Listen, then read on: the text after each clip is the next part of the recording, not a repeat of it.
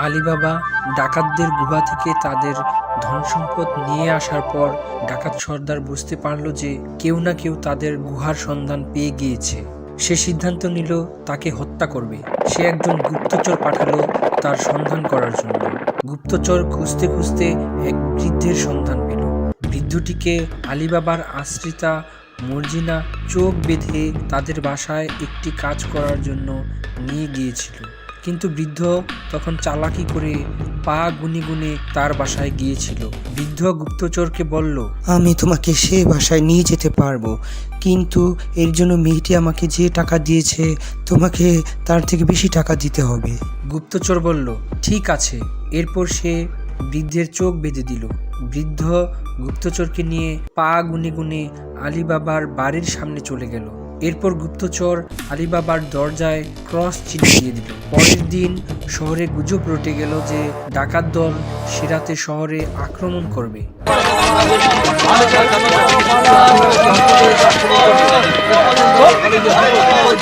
শুনুন শুনুন ভাই, জি কি হয়েছে? জানি না, তুমি পালাচ্ছ কেন? এরা সবাই পালাচ্ছে, তাই আমিও পালাচ্ছি। তুমিও পালাও।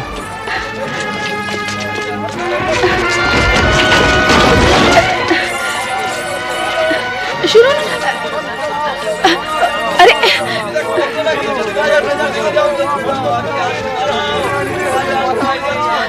মর্জিনা এক বৃদ্ধ দোকানিকে বলল, হাকিমজি, কি ব্যাপার? দোকান কেন বন্ধ করছেন? আরে আমার দোকান কেন, সারা বাজার বন্ধ হচ্ছে, দেখোনি তুমি? হ্যাঁ, কিন্তু কেন? আরে শোনোনি তুমি, আজ রাতে ডাকাত আসমানি আর আক্রমণ করবে। কি? আপনি কি করে জানলেন? আরে সব জায়গায় পাহারা বসেছে, সারা শহরে হইচই পড়ে গেছে, কিন্তু তুমি এখানে কেন?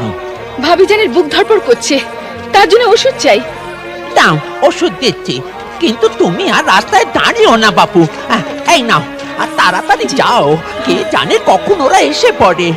কিন্তু আপনি যে বললেন কড়া পাহারা রয়েছে। আরে বাপু, ওর নাম ডাকাত আসমানি, আর ও কড়া থেকে কড়া পাখারা ভেদ করে আসবে আর কাজ করে যাবে। আজকে জানে কোন বেচারির কপালে দুঃখ আছে। খোদা ওকে বাঁচাও, তুমি যাও, ও শয়তান যে কোনো সময় আসতে পারে, তাড়াতাড়ি যাও না বাপু। মর্জিনা সন্ধ্যায় বাড়িতে ঢোকার সময় দেখলো তাদের দরজায় ক্রস চিহ্ন। এটা দেখে তার মাথায় সন্দেহ ঢুকলো। সে বলল, নিশ্চয়ই কেউ আমাদের বাসা দেখে নিয়েছে, আর পরবর্তীতে যদি আসে তাহলে যাতে সহজে চিনতে পারে সেজন্য এই চিহ্ন দিয়ে গেছে।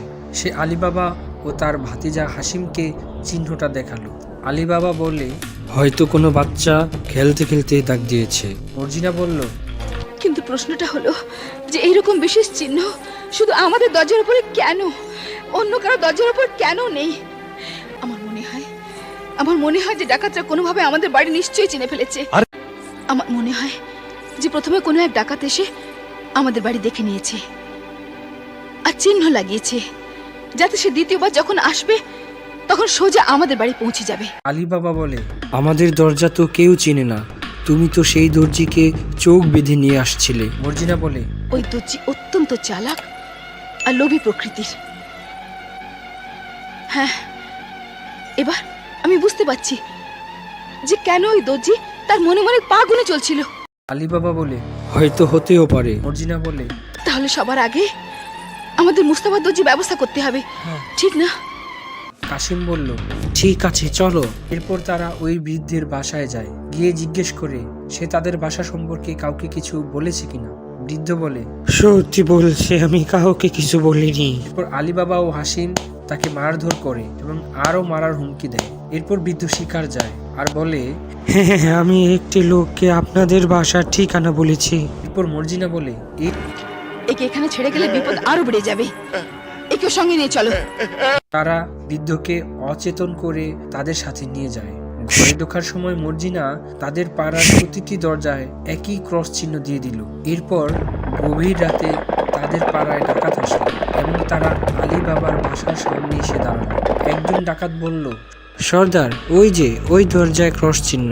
অন্য আরেকজন বলল, সর্দার, ওই যে ওই দরজায় ক্রস চিহ্ন। এভাবে তারা দেখলো সকল দরজায় ক্রস চিহ্ন।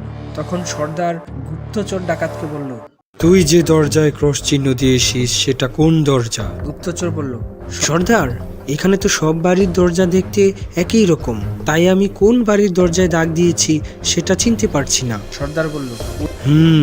ওই লোকেরা হয়তো একটু বেশিই চালাক। ঘরের ভিতর থেকে আলীবাবা, মর্জিনা আর হাসিম তাদের সব কথা শুনছিল আর খুশিতে হাসছিল। এরপর ডাকাত সর্দার বলল, চলো এই বৃদ্ধের কাছে, যে তোমাকে ঘরটি দেখিয়েছিল। গুপ্তচর বলল। ঠিক আছে সর্দার। এরপর তারা বৃদ্ধের বাড়িতে গেল, কিন্তু বৃদ্ধের বাড়িতে গিয়ে বৃদ্ধকে খুঁজে পেল না। তখন ডাকাত সর্দার হুঙ্কার দিয়ে বলল, তারা আমাদেরকে এখানেও ঠকিয়েছে, আমি দেখে নেব তাদেরকে। এরপর ডাকাত দল কোনোরকম আক্রমণ ছাড়াই চলে গেল। এভাবে বুদ্ধি দিয়ে মর্জিনা বিপদ থেকে তার আশ্রয়দাতা আলীবাবাকে রক্ষা করলো।